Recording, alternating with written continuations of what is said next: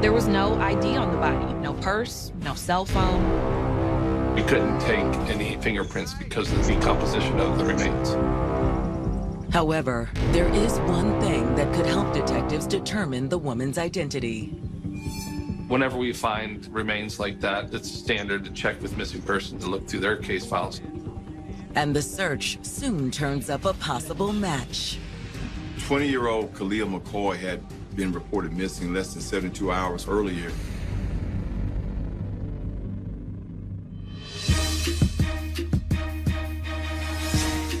"20-year-old Khalil McCoy had come to Florida from Oakland, California. Growing up, we were back and forth from California to Jacksonville. I have family in Florida. Every summer, that was our summer vacation. It was their home away from home. But the family eventually decided to call Florida home for good. I didn't want to really raise my children in Oakland because of what Oakland stood for, with the gangs and the drugs. So I decided that raising my children in Jacksonville, Florida would be a great thing. However, the move did place Khalil and her twin brother a few years behind in school.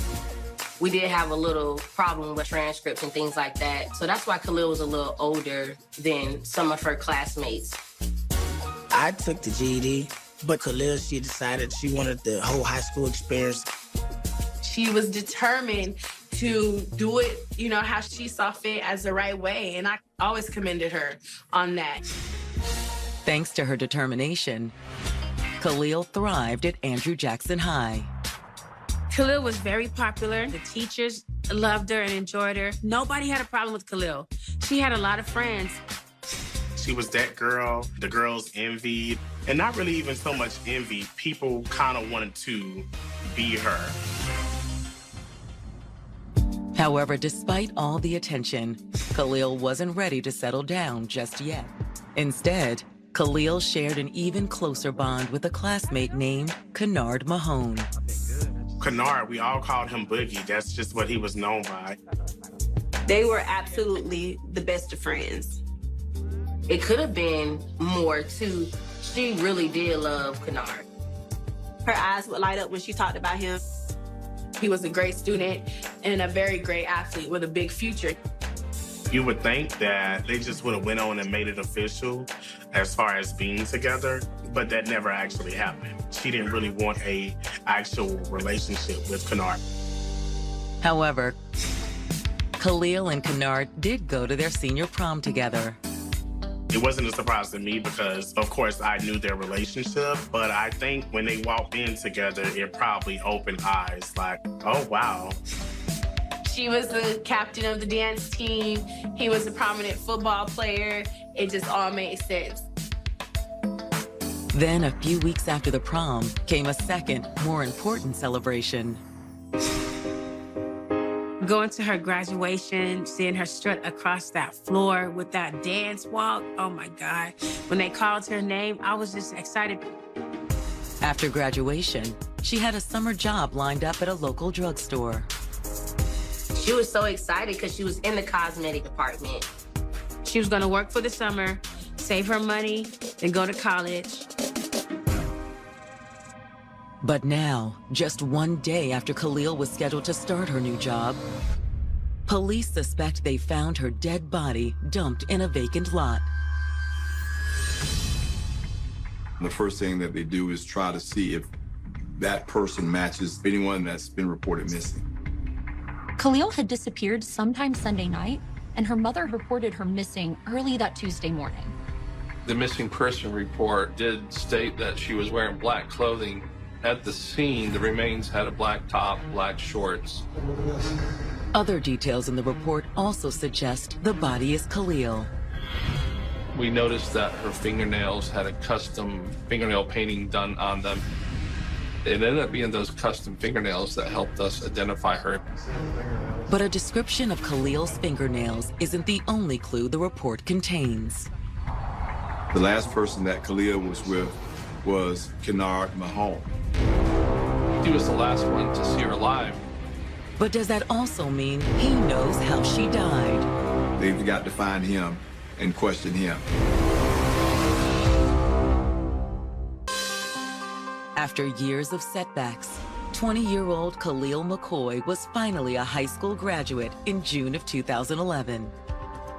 When they called her name to get her diploma, I was happy. That was the most happiest day of my life. She was going to work for a couple of months and save her money up and then go off to college. But Khalil would never make it to campus.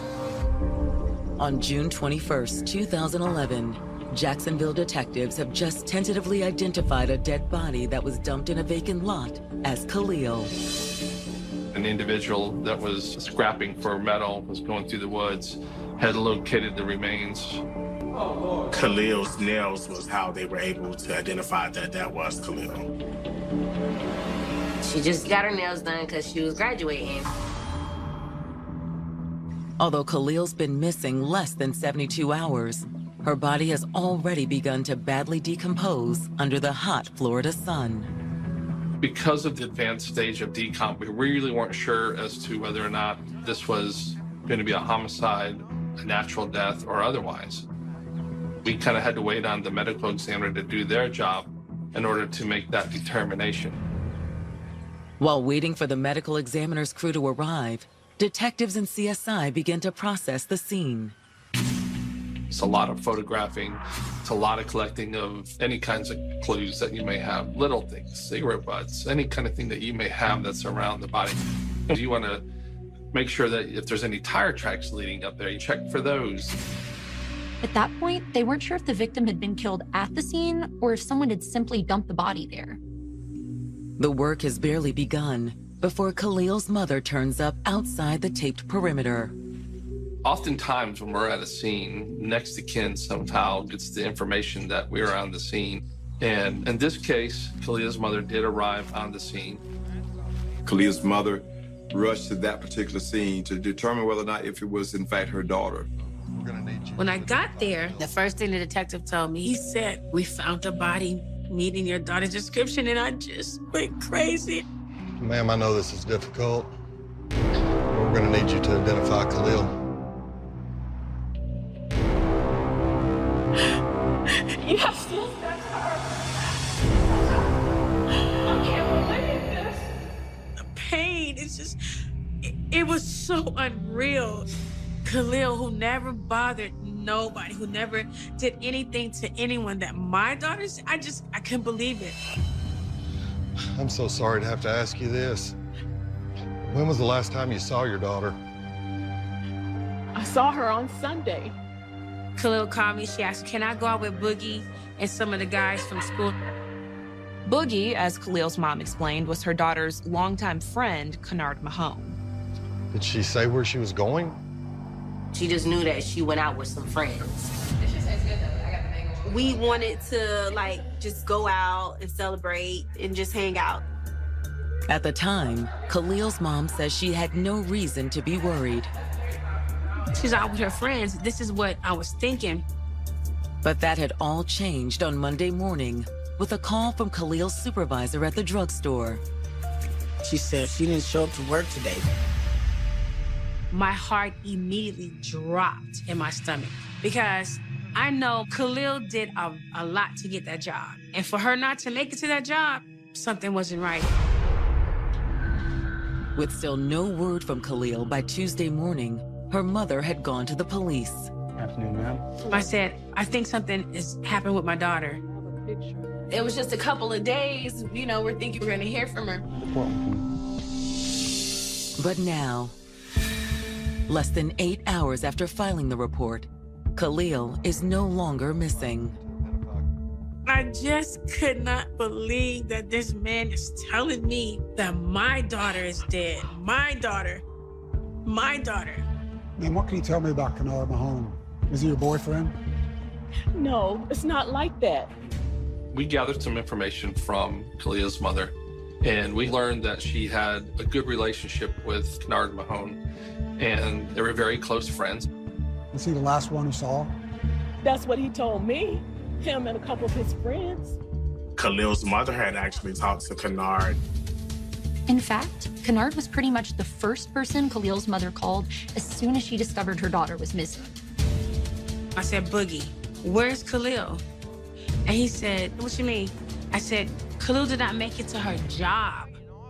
Where's Khalil?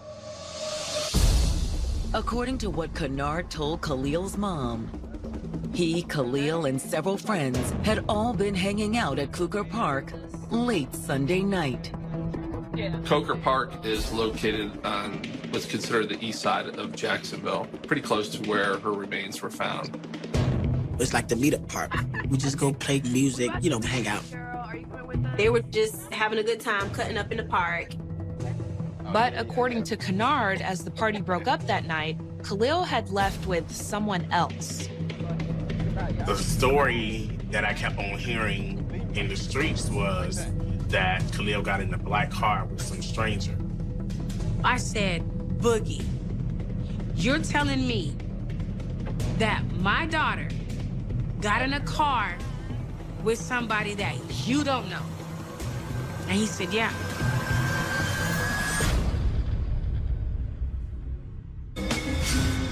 This shouldn't have happened to my daughter. And I said, whoever did this, I know you're out here. And I said, the streets always talking about snitches get stitches and all this. I said, think about if it was somebody in your family. Think about it if it was your cousin or your sister, your brother. So I pleaded with the people. And I said, I'm not gonna stop until I find out who did this to my daughter. Detectives investigating the death of 20-year-old Khalil McCoy have just learned that on the night she went missing, Khalil had been hanging out at a local park with her longtime friend, Kennard Mahone. But according to Kennard, Khalil left the park with someone else. Khalil's mother had actually talked to Kennard, and he said Khalil got into a black car. Based on the information Khalil's mother gives them, detectives make talking to Kennard their top priority. Detectives reach out to Kennard Mahone to figure out who Khalil left with in the black car. When he arrives at the station, detectives deliver the tough news about Khalil's murder. We appreciate you coming down. I just can't believe she's gone. Kennard said that he could not imagine who would want to hurt Khalil. She's a nice girl, man. Like, she doesn't have any enemies. You didn't hear about her having drama or beef with anybody. When was the last time you saw Khalil? It was like Sunday night. He said that he and Khalil had met up at a nightclub in East Jacksonville. He gives us kind of events of the evening where they're there having a good time and they hook up with a few others and they stay there until the nightclub shuts down. Kennard says that when the club closed, the party moved to Cougar Park. We'll meet there like all the time. He does identify individuals that were at the park. According to Kennard, they were his half-brother, Alfred Mears, his cousin, Jonathan Brooks, Khalil and her friends, Danielle Estevine and Kenyatta Thompson.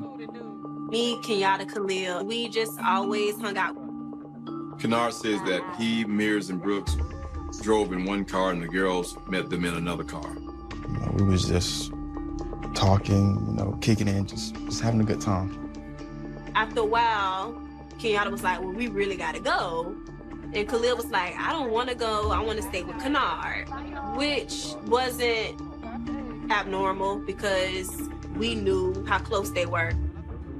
Khalil got her purse and phone out of the car, and Kenyatta and Danielle, they drove off. But Kennard says that soon after the other girls drove away, Khalil's phone rang. All right. Any idea who the call was from? Nah, I couldn't tell. He said that she stepped away from the group so that she can talk privately and wasn't sure what she said or what was going on. I couldn't sleep. Shortly after that phone call, that's when this four-door black sedan pulls up and she gets in it. Dip out, y'all. I see y'all. Yeah. And that's it, bruh? You really gonna read me like that? He said Khalil just turned and looked at him and smiled and left in the car. She never told them who the phone call was from or who was in this black sedan. According to Kennard, that's the last time he ever saw Khalil. He said that he received a call from a friend that Monday, and that's when he found out that she was missing. So you and Khalil, you all are just friends? Yeah, well, mostly. I mean, we hooked up a few times before. This was a shock to detectives. They hadn't heard anything about a relationship between them from Khalil's mom. They were messing around. A friendship with benefits. When was the last time y'all had sex? It was about maybe 3 weeks ago. He said apparently not many people knew they had been hooking up, though. Either one of you maybe want to take it to the next level?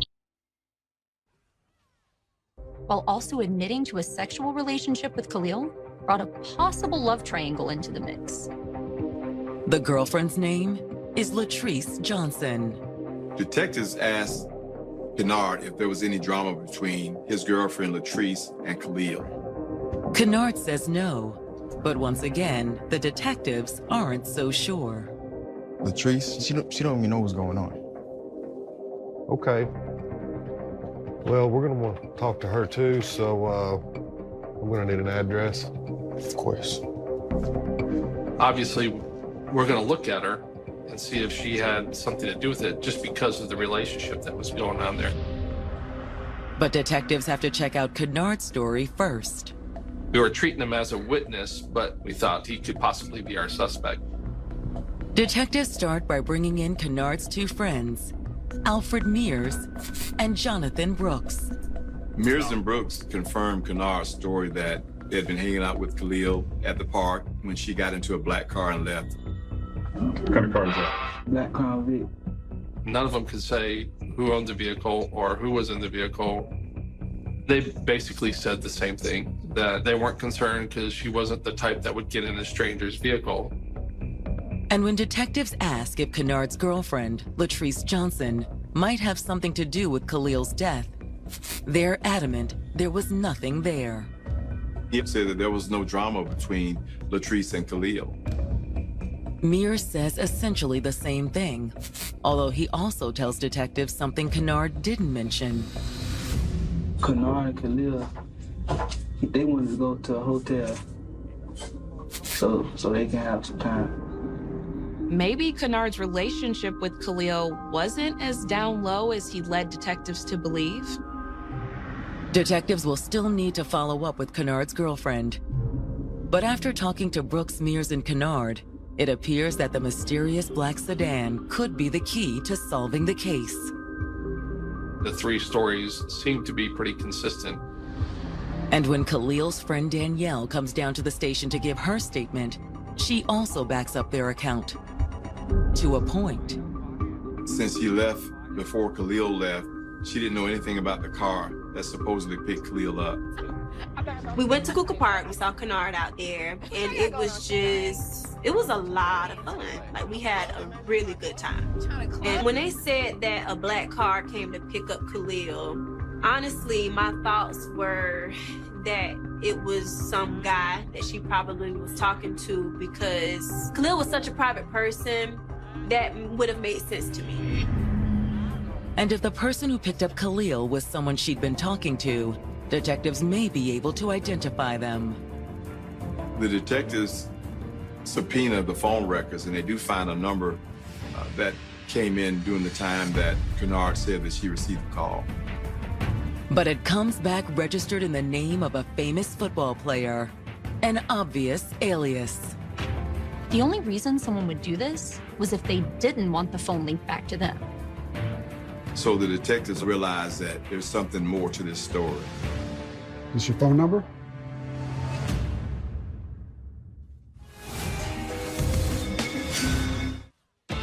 Shop our holiday best deals at Target.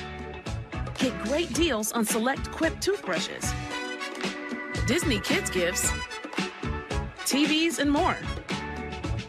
This week only at Target. Detectives in Jacksonville, Florida believe they've traced the source of the phone call Khalil McCoy received shortly before she left Kennard Mahone and his friends in Cooker Park. They found a number in the timeline that the three men are saying she received the call. But while they've traced the number, the person behind it remains a mystery. The owner of the phone had actually used the name of a professional football player when registering the phone, so they knew it was a fake name. While detectives don't yet know the caller's real identity, they do know that they're now looking for Khalil's killer. The detectives received the medical examiner's report determining the manner and the cause of death. It was a single gunshot wound to the left side of the head. It wasn't through and through. We had a projectile that was still within the brain cavity of the victim. Coupled with the amount of decomposition, the lack of an exit wound helped explain why a gunshot wound wasn't obvious at the crime scene. With their official homicide investigation underway, detectives tracked down the man who called Khalil the night she disappeared. With help from the cell phone provider, they were able to ping the location of the phone used to call her. They traced it to a house in South Jacksonville. Since Khalil's killer could be inside, detectives moved cautiously. When detectives knock, a man comes to the door. All right, can I help you? Detectives asked if the telephone number belonged to him, and he said yes. Yes, sir. We're able to track down who owned the phone. Detectives explained to him that they need to speak with him because his telephone number has been linked to a murder case. You know this girl? Yeah, I met her at the club last weekend. He was at the nightclub the night of the incident. He remembers meeting Khalil and exchanged numbers with her. He also admits that he called her late that night. He made an attempt to call her, probably just to hook up with her. Did you pick her up later that night? What? No, I never saw her again. There was a short conversation and he never agreed to pick her up, nor did he go to the park. So you're saying she just blew you off? Yeah. Well, where'd you go after that? Me and my buddy, we went and grabbed an early breakfast. He said that after the club had closed, he and his friend went to a Waffle House on the south side. Why is your number got a football player's name on it? It was just supposed to be a joke. I'm gonna need your buddy's phone number. When detectives follow up, his story checks out. The detective speak to the friend that he said he was with that night who confirmed his story. The detectives also had his cell provider pull the location data for his phone. It was determined that he was nowhere near the park that particular night, which further confirms his story. He had no involvement with her death whatsoever. But if the man who called Khalil wasn't driving the black sedan, who was? It appeared that the detectives were at a dead end at that particular point. Is it possible there never was a black sedan? No one was able to tell detectives who had been driving the car that picked up Khalil. Getting into a car with a complete stranger. It definitely wasn't my sister's character. She's very, very street smart. She wouldn't have done that. Hanging out in a park with your friends and you say, hey, I gotta go, and you jump into a stranger's car and you don't tell them where you're going or what's going on. It just didn't seem normal for her.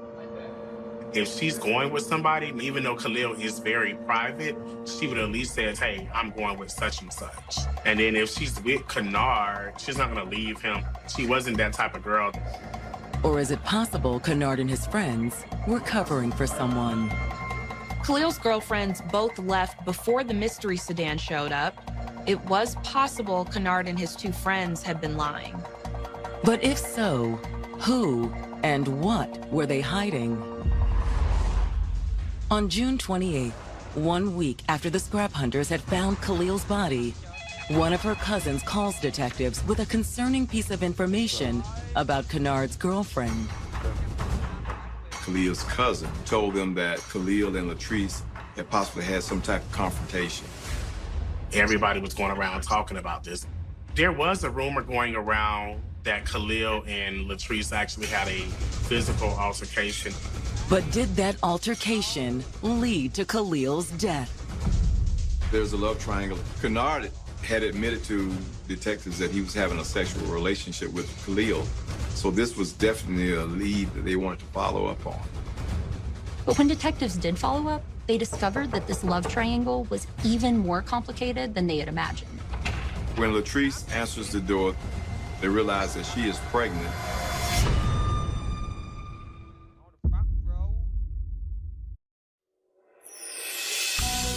Florida detectives investigating the murder of 20-year-old Khalil McCoy have just received what appears to be a promising clue.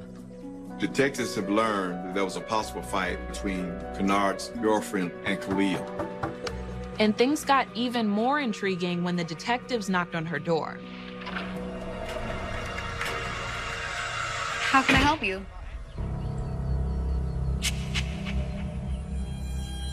So you're Kennard Mahone's girlfriend? Yes. She was obviously very pregnant, which may have given her even more reason to want Khalil out of the picture. Moving through the investigation, we look at Miss Johnson with a bit more of a discerning eye. We need to ask a few questions about Khalil McCoy. I heard about what happened.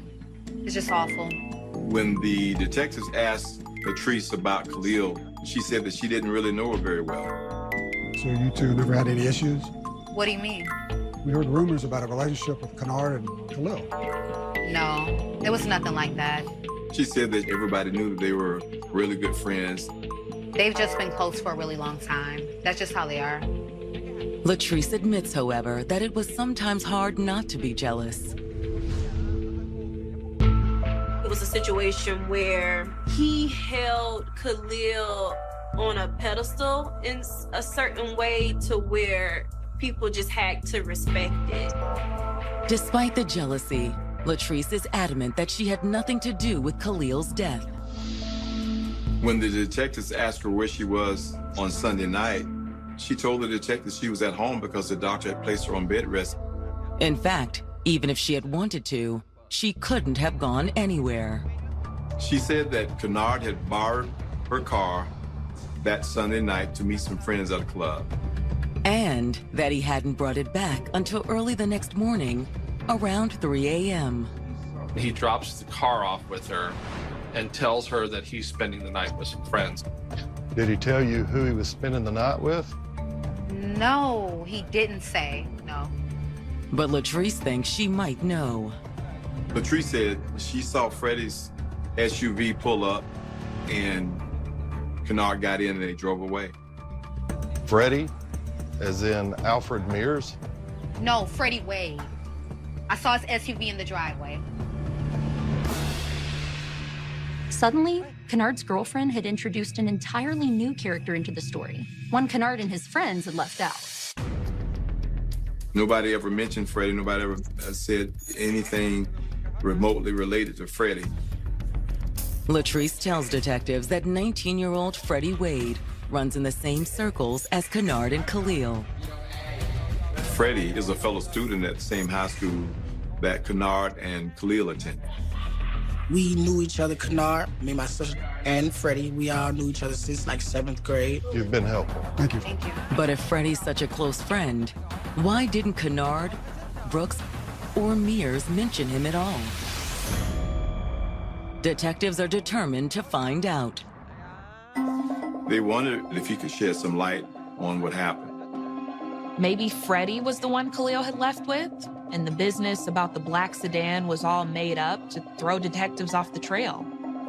But before detectives can track Freddie down, they get a call from an attorney who claims to have urgent information about Khalil's murder. He said that a client of his wanted to have a conversation with us about his involvement in the case. Of course, Detective Upton asked him, well, who's the individual that you're representing? Was it Freddie coming forward? The attorney tells detectives that he represents Kennard Mahone.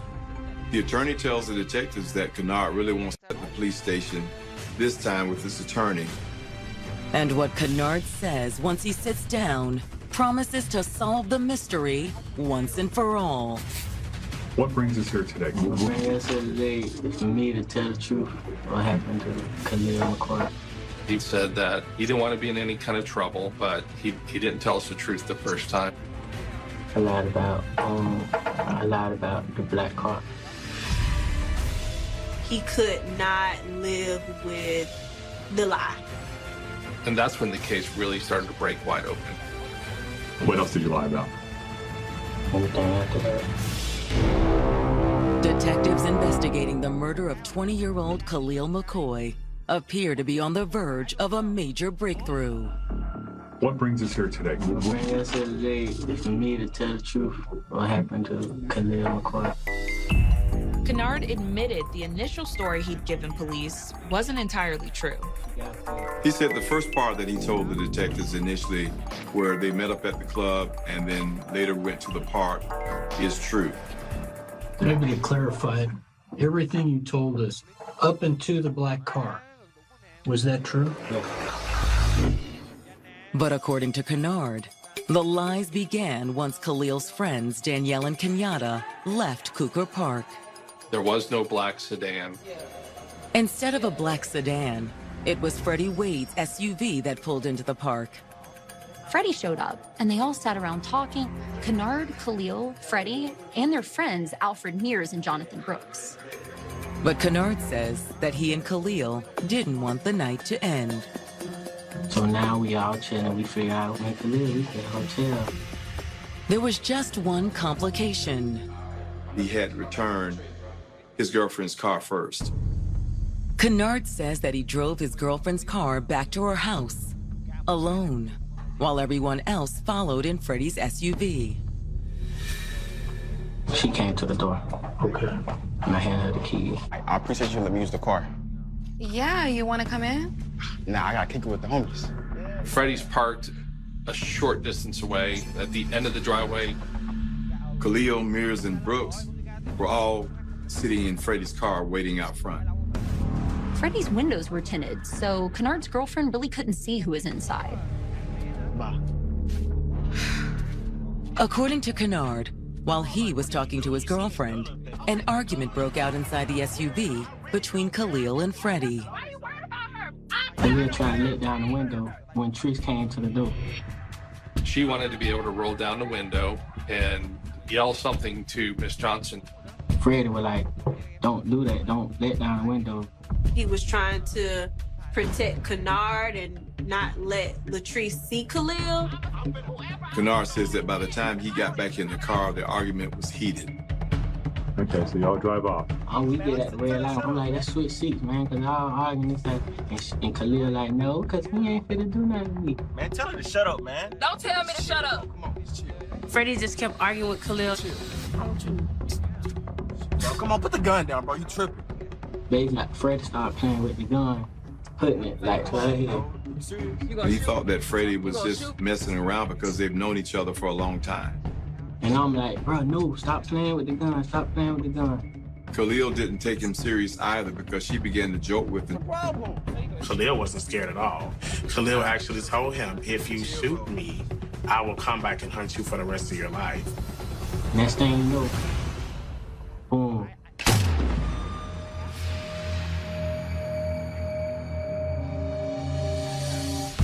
What did you do, bro? He apparently got so angry that he felt the need to shoot her. She didn't show any fear. And I think that did something to his ego. And he be like, take it to the hospital, bro.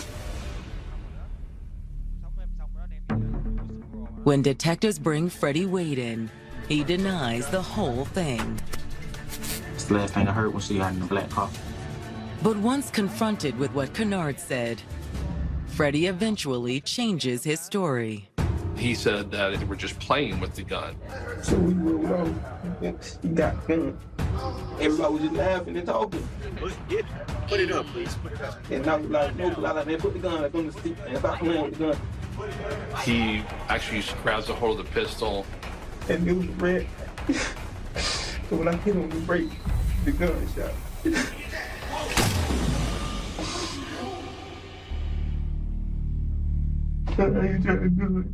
But detectives have 3 witnesses who all saw it differently. He was just trying every effort to get out of this situation, but they had him. Freddie Wade was arrested as soon as his interview was completed. His initial charge was manslaughter. However, after review from the state attorney's office, it was upgraded to second-degree murder. Kennard, Mears, and Brooks are charged with accessory after the fact. When Freddie goes on trial for murder in April of 2012, the prosecutors argue that Khalil's death was no accident. Freddie shot Khalil in anger. That was a malicious act. When it's the defense's turn, they not only insist that the shooting was an accident, they argue that it was Khalil's fault that Freddie had pulled the gun in the first place. I heard them saying that Khalil basically antagonized him. That kind of angered me. They was trying to paint a picture of my daughter to be something that she wasn't. But the jury doesn't believe any of it. Freddie Wade was convicted of second-degree murder. He received a sentence of 45 years in Florida State Prison.